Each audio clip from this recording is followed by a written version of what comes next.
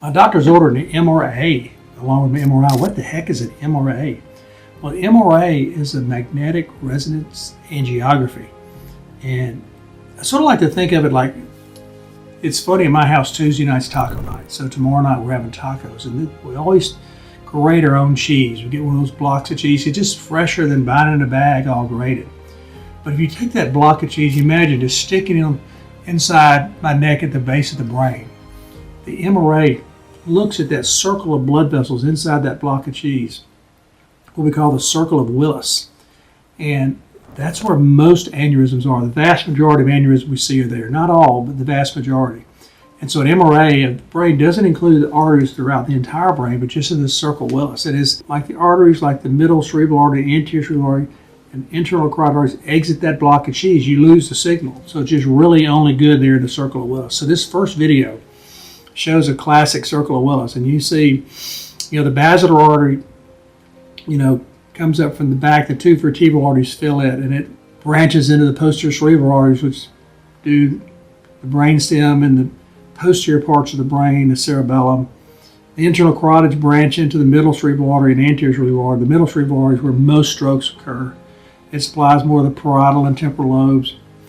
And the anterior cerebral artery supplies more of the frontal lobe. So that's pretty a classic normal MRA.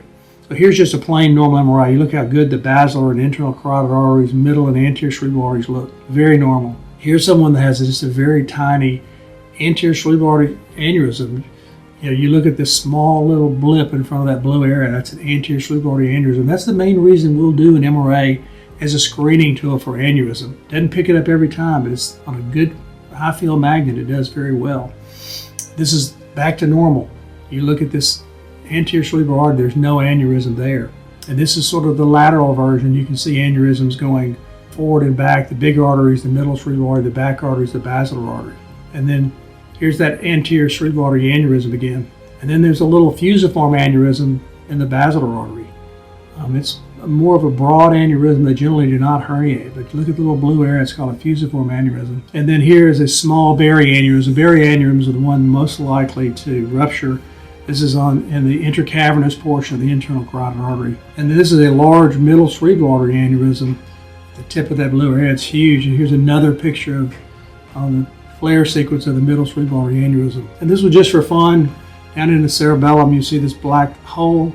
That's a cavernous malformation. So when we do MRA of the brain, we're actually doing MRA of the Circle of Willis, and we're looking for small aneurysms. So that's MRA of the Circle of Willis. Like, comment, subscribe. This is Dr. Caldwell, the Brain Doctor. I do answer all your comments and questions more later.